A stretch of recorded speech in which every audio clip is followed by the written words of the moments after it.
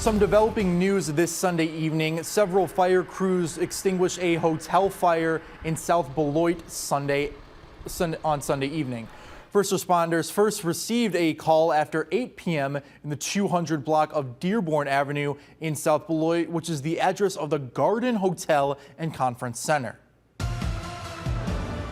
The South Beloit fire chief tells WIFR they were called to the area for a fire at the center. Several crews, the fire is contained and they found it coming from the old pool inside the building. The chief adds that nobody was inside when they arrived. There are no injuries and the cause is unknown at this time.